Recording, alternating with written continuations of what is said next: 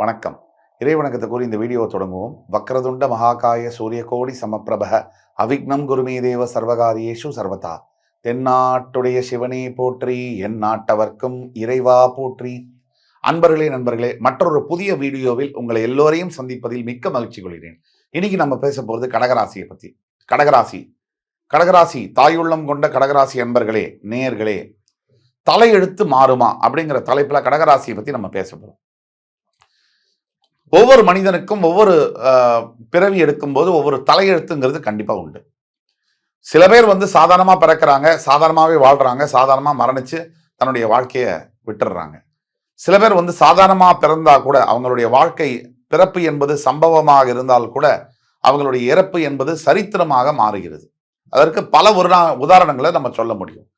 நமக்கு தெரிந்த உதாரணங்களாக சொல்லப்படுவது captain Vijayakanth sir, super star Rajinikanth, Sachin Tendulkar, இந்த மாதிரியான நபர்கள் பார்த்தீங்கன்னா பிறக்கும் போது சாதாரண நபர்களாக பிறந்து இதுவரை இல்லாத அளவிற்கு புகழை பெறுகிறார்கள். சச்சின் டெண்டுல்கர் பார்த்தீங்கன்னா விளையாட்டுத்துறையில, சூப்பர் ஸ்டார் ரஜினிகாந்த் பார்த்தீங்கன்னா நடிப்புத்துறை மற்றும் மனிதாபிமானம், கேப்டன் விஜயகாந்த் பார்த்தீங்கன்னா தர்மம் அப்படிங்கிற சொல்லுக்கு இலக்கணமா வாழ்ந்து சென்றிருக்கிறார். ஆக இதற்கு என்ன காரணம்? ஒவ்வொரு மனிதனுக்கும் ஒவ்வொரு தலையெழுத்து உண்டு. அந்த தலையெழுத்து கடகராசி என்பவர்களுக்கு பொதுவான தலையெழுத்து என்ன, அதை பத்தி டிஸ்கஸ் பண்ணதான் இந்த வீடியோ. இதனால என்ன லாபம்? இந்த வீடியோவை கடைசி வரைக்கும் நீங்க கேட்கும்போது முதல்ல உங்களை பற்றிய உணர்வு, உங்களை பற்றிய புரிந்து கொள்ளுதல் உங்களுக்கு வரும். அதற்கு அப்புறமாக உங்கள் வாழ்க்கையில முக்கியமான முடிவுகளை எடுக்க அது மிகப்பெரிய அளவுல உதவியா இருக்கும். அதுதான் எங்களுடைய நோக்கம். தேவையில்லாத கமெண்ட்ஸை பத்தி நாங்க கவலைப்பட மாட்டோம். தேவையுள்ள 95% அன்பர்கள் எங்களை விரும்பி போடக்கூடிய கமெண்ட்ஸை கண்டிப்பா நாங்க ஏற்றுக்குவோம். ஆக கடகராசி அன்பர்களுக்கு தலையெழுத்து மாறுமா? இன்றைக்கு உள்ள கிரக சூழ்நிலை எப்படி இருக்குன்றதை பத்தி பார்ப்போம். கடகராசிக்கு 3ஆம் இடத்தில் கேது மற்றும் பாக்யஸ்தானத்தில் ராகு, 10ஆம் இடத்தில் குரு பகவான், அதே மாதிரி கடகராசிக்கு 8ஆம் இடத்துல முக்கியமான விஷயம் என்னன்னா சனி பகவான். இதுதான் இன்னைக்கு உள்ள கிரக நிலைமை. இன்றைய இந்த கிரக நிலைமையை வச்சு முக்கியமான கிரகங்கள் சனி, ராகு, கேது, குரு, இதை எடுத்துக்கிட்டோம்னு சொன்னா தற்போதைய கிரக நிலைமை ஒன்று இருக்கு. தலையெழுத்துங்கிறது வெறும் கோச்சார ரீதியான கிரக நிலைமை. இன்னைக்கு பிளானட்ஸ் எங்க இருக்கு அப்படிங்கிறத வச்சு மட்டும் தீர்மானம் செய்ய முடியாது. எதை வச்சு தீர்மானம் செய்ய முடியும்? உங்களோட பிறப்பு ஜாதகம் அப்படிங்கிறது ரொம்ப முக்கியம். அந்த பிறப்பு ஜாதகத்துல இருக்கக்கூடிய பல்லாயிரக்கணக்கான விஷயங்களையும் வச்சுதான் தலையெழுத்து நிர்ணயிக்கப்படும். நீங்க பிறக்கும் போதே அந்த தேதி, அந்த நொடியிலேயே உங்களோட தலையெழுத்து எழுதப்படுகிறது. இதுதான் உண்மை. இப்போ உங்களுடைய முழுமையான தலையெழுத்து பத்தி பேசணும்னு சொன்னா உங்களோட ஜாதகம் வேணும். அதுக்கு நீங்க கீழே கொடுக்கப்பட்டுள்ள வாட்ஸ்அப் நம்பர்ல எங்களை தொடர்பு கொண்டு பேசினா ஆன்லைன் அப்பாயின்மெண்ட் மூலியமா ஃபீஸ் கட்டினதுக்கு அப்புறம் உங்களுக்கு கன்சல்டேஷன் பண்ணி உங்களுடைய தலையெழுத்தை மாற்ற முடியும்.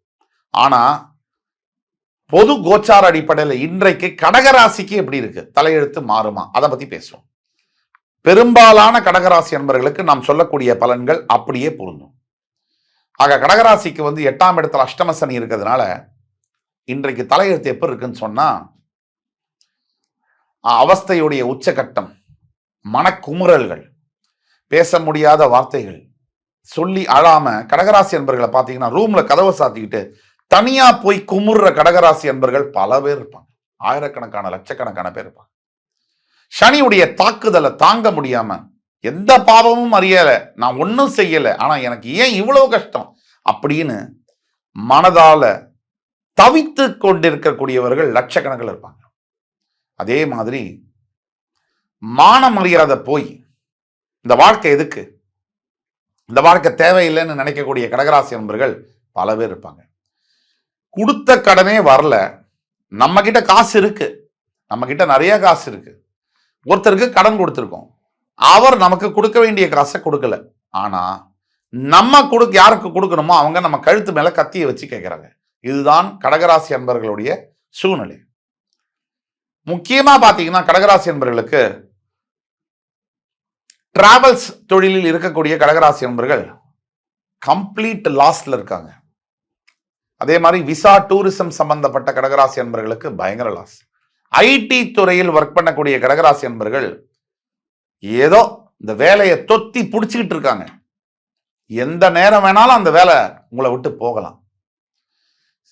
ஒரு பக்கம் வேலை பிரச்சனை, ஒரு பக்கம் கடன் பிரச்சனை, இது ரெண்டுத்தையும் சமாளிச்சுட்டு போனாலும் கூட வீட்டில் இருக்கக்கூடிய உறவுகள்னால வர பிரச்சனை இருக்கு இல்லையா, அதை தாங்குற அளவுல இல்லை. அதாவது உடம்புல ஏதாவது அடிச்சா கூட அந்த வலியோர் இடமும் ஆறிடும். அந்த மனைவி சொல்லக்கூடிய ஒரு வார்த்தை அது மனதை மிகவும் ரணப்படுத்தக்கூடியது. வாழ்நாள் முழுவதும் மறக்க முடியாத அந்த வார்த்தை. மாமனார் மாமியார் கிட்ட இருந்து வரக்கூடிய அவமானங்கள், கணவன் பேசக்கூடிய அந்த அசிங்கமான வார்த்தைகள், இதெல்லாம் தாங்கிக் கொண்டு வாழக்கூடிய கடகராசி அன்பர்கள். பல கடகராசி அன்பர்களுக்கு இன்றைக்கு தேதியில மனசுல ஓடக்கூடியது, என் வாழ்க்கை முடிஞ்சு போச்சு, எனக்கு இனிமே வாழ்க்கை என்பது இல்லை, எதிர்காலமும் இல்லை, என்னை விட்டுடுங்க, நான் தனியா எங்கேயாவது போறேன். கடகராசி அன்பர்களுக்கு முக்கியமான பிரச்சனை இன்னைக்கு லைஃப்ல என்னன்னு கேட்டீங்கன்னா, அலைச்சல். சும்மா இடத்தை விட்டு இடம் 10 பைசா பிரயோஜனம் இல்லாம அலைய வச்சு பணத்தை செலவு பண்ண வச்சு உடல் ரீதியா பயங்கர எஃபர்ட் போட்டு எக்ஸாஸ்ட் பண்ண வச்சு அவங்களோட அப்படியே சாத்துக்குடி பழ மாதிரி புழிஞ்சு ஜூஸ் எடுத்துடுது இந்த அஷ்டம சனி. சரி, குடும்பம், வேலை, பொருளாதார நிலைமை இந்த அளவில் இருக்கு. இதற்கு அடுத்தபடியாக உடல்நிலை, ஆரோக்கியம், இதை பத்தி பேசணும்னு சொன்னா, நல்ல ஆரோக்கியமா இருந்த கடகராசி என்பவர்களுக்கு திடீர்னு வியாதி, திடீர்னு அந்த மெடிக்கல் உள்ள போனீங்கன்னா அது ஒரு ஒன் வே டிராபிக். ஒரு நாள் ஆஸ்பத்திரியில இருந்தா இன்னைக்கு தேதிக்கு சராசரியா 50,000 முதல் 1,00,000 வரை வாங்குறாங்க கோவிடுக்கு அப்புறமா. அது கோவிடே இல்லை, இப்போ ஜலதோஷம்னு போனா கூட அவ்வளவு வாங்குறாங்க. எல்லா ஆஸ்பத்திரியும் அல்ல, தப்பு செய்பவர்களை மட்டும்தான் நம்ம பேசுறோம். அப்ப இவ்வளவு பணம் வாங்குறாங்க. ஒரு ஜலதோஷம்னு போய் ஹாஸ்பிட்டல்ல அட்மிட் ஆனவருக்கு அவர் அந்த பில்லை பார்த்த உடனே நெஞ்சு வலியும் கூட வந்துடுது. சாதாரண ஜலதோஷத்துக்கு போனவருக்கு ஹார்ட் அட்டாக்கும் வந்துடுது. அதுக்கு திருப்பி அட்மிட் பண்ணு, இருந்த மொத்த காசையும் போடு. இப்படி மருத்துவ செலவுகள் கைக்கு எட்டாத தூரத்துக்கு தன்னுடைய கண்ட்ரோலுக்கு மீறி செலவாகுது. சம்பாதிச்சு கஷ்டப்பட்டு சேர்த்து வச்ச காசு ஒவ்வொன்றத்தையும் மெடிக்கல் அப்படிங்கிற பேரை சொல்லி பல ஹாஸ்பிட்டல்ஸ் இன்னைக்கு செய்துகிட்டு இருக்கிற கொள்ளை நடக்குது. ஏழை எளிய மக்களுக்கு ஹாஸ்பிட்டல் மட்டும் நல்லா ஃபேஷனா வச்சுட்டு ஏன் மருத்துவத்துறை தனியார் கையில போச்சு? இந்த பிரச்சனையெல்லாம் நடக்குது. இந்த பாதிப்பு வேற ஆடட் பிரச்சனை, ஸ்ட்ரெஸ் கடகராசி அன்பர்களுக்கு. நம்ம எந்த பிரச்சனையை தனிப்பட்ட மனிதருக்கு பேசினாலும் கூட அரசியலை தவிர்த்து பேச முடிய மாட்டேங்குது. அரசியலும் அதுல பின்னி பிணைஞ்சிருக்கு. ஆக இந்த பிரச்சனைகள் எல்லாம் இருக்கு.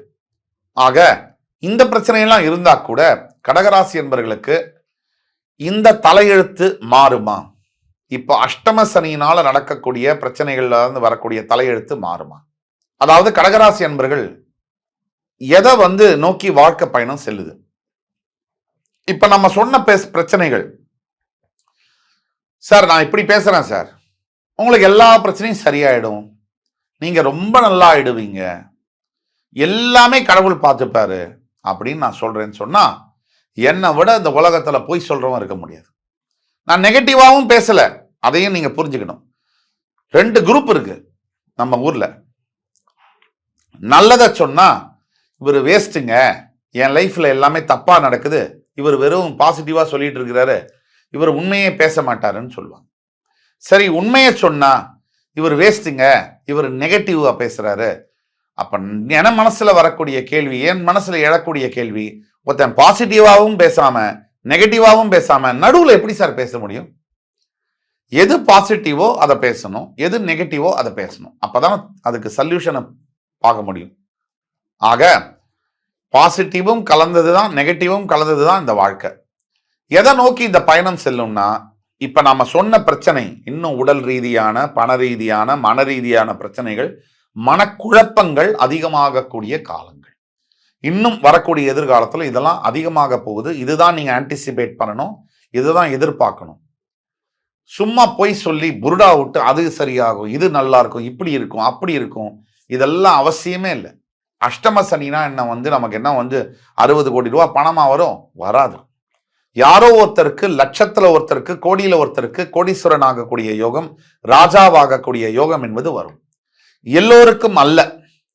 முக்காவாசி பேருக்கு 7.5 சனினா, அஷ்டம சனினா பிரச்சனைகள் தான் வரும். அதுதான் சனி பகவான் செய்வார். அதை தான் அவர் செய்யணும். அவர் மாத்தியெல்லாம், அவர் வேலையை மாத்தியெல்லாம் அவர் செய்ய முடியாது.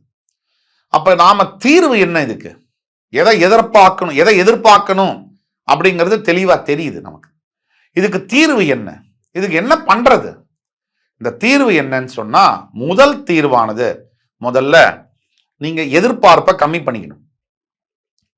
எனக்கு அது நடக்க போகுது, எனக்கு இது வரப்போகுது, எல்லாம் சரியாயிடும் அப்படிங்கிற எதிர்பார்ப்பை நீங்க கம்மி பண்ணணும்.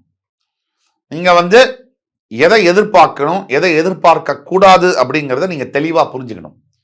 அப்போ நம்மளுடைய வாழ்க்கை இன்னைக்கு இந்த நிலைமையில இருக்கு. இன்னைக்கு நமக்கு இதெல்லாம் நடக்க போகுது. இதுல எதை எதிர்பார்க்கணும் கூடாதுங்கிறத நீங்க தெளிவுபடுத்திக்கிட்டீங்கன்னு சொன்னா பாதி பிரச்சனை சுமூகமாயிடும். நான் பேசுறதெல்லாம் சத்தியம். ஆக அடுத்தபடியாக என்ன தீர்வு? இதை பார்த்தீங்கன்னு சொன்னா, சிவபெருமானை வழிபட வேண்டும். சனி ஈஸ்வரன், உங்களுக்கு அஷ்டம சனி இருக்கிறதுனால சிவபெருமானை விடாத பிடிச்சுக்கணும். இப்ப சிவ ஆலயங்கள் சொல்றோம். வசதி இருக்கக்கூடியவர்கள் இண்டோர்ல இருக்கு. மத்திய பிரதேஷ்ல இண்டோர் அப்படிங்கிற சிட்டியில மகா காளேஸ்வரன்கிற ஆலயம் இருக்கு. மகா கால பைரவர் அப்படிங்கிற ஆலயம் இருக்கு. இதற்கு நீங்க போய் வரலாம். ரொம்ப பிரசித்தி பெற்ற ஆலயம், பயங்கர பவர்ஃபுல்லான ஆலயம். முடியாதவர்கள் தஞ்சை மாநிலத்தில் இருக்கக்கூடிய, அதாவது திருவிடை மருதூர்ல இருக்கக்கூடிய கோவிலுக்கு போயிட்டு வரலாம். அதுவும் பயங்கர பவர்ஃபுல்லான ஒரு கோவில். தஞ்சை மாவட்டத்தில் இருக்கக்கூடிய திருவிடை மருதூர் கோவில். சரி, அதுவும் முடியல அப்படின்னு சொன்னா, அருகாமையில் இருக்கக்கூடிய கபாலீஸ்வரர் கோவிலுக்கோ, திருவட்டீஸ்வரன் பேட்டை, திருவள்ளிக்கேணியில் இருக்கக்கூடிய திருவட்டீஸ்வரன் பேட்டை திருக்கோவிலுக்கோ போய் வரலாம். இந்த மாதிரி கோவில்களுக்கெல்லாம் நீங்க போகும்போது சிவருக்கு வில்வ மாலை சாத்தும் போதும், சிவபெருமானுக்கு அபிஷேகம் செய்யும் போதும், நிறைய பிரார்த்தனைகள், அதாவது தொண்டுகளை செய்யும் போதும், அதாவது சிவகோயிலில் வாலண்டரி சர்வீசஸ், தான தர்மங்கள், அன்னதானம், வஸ்திர தானம் போன்றவற்றை செய்யும் பொழுதும் மிக மிக பெரிய அளவில் உங்களுக்கு சக்சஸ் கிடைக்கும். ஆக என்ன பிரச்சனை, தலையெழுத்து என்ன மாதிரி இருக்கு, இப்போ அதுக்கு என்ன தீர்வு, என்ன எதிர்பார்க்கலாம், அதுக்கு என்ன தீர்வு அப்படிங்கிறதெல்லாம் பார்த்தோம். இந்த வீடியோ பதிவு முக்கியமான ஒரு பதிவு. உங்களுக்கு தெரிஞ்ச கடகராசி நண்பர்களுக்கெல்லாம் ஃபார்வர்ட் பண்ணுங்க. லைக் பண்ணி கமெண்ட் பண்ணி மறக்காம சப்ஸ்கிரைப் பண்ணுங்க. எதுக்கும் பயப்பட வேண்டாம். பயந்ததுனால எந்த பிரச்சனையும் சால்வ் ஆகாது. நான் நெகட்டிவாகவும் சொல்லல. எப்படி பிரச்சனைகளை சமாளிப்பது அப்படிங்கிறத வழி கொடுத்துருக்கேன். மனசுல எதிர்பார்ப்பு கம்மியாகும் போதே பல பிரச்சனைகளை கையாள முடியும் ஈஸியாக. ஆக இதுதான் இப்ப உள்ள நேரம். நிதர்சனமான உண்மை இதுதான். இருந்தாலும் தன்னம்பிக்கை உள்ளவர்களுக்கு எந்ததும் வாழ்க்கையில சமாளிக்க முடியும். எத்தனை பிரச்சனைகளையும் வெற்றி கொள்ள முடியும் என்பதை மறுபடி சொல்லிக்கொண்டு, அடுத்த முறை உங்கள் எல்லோரையும் சந்திக்கும் வரை உங்களிடமிருந்து விடைபெறுவது உங்கள் ஜோதிட கலாநிதி சுபாஷ் பாலகிருஷ்ணன். நன்றி, வணக்கம், வாழ்க வளமுடன்.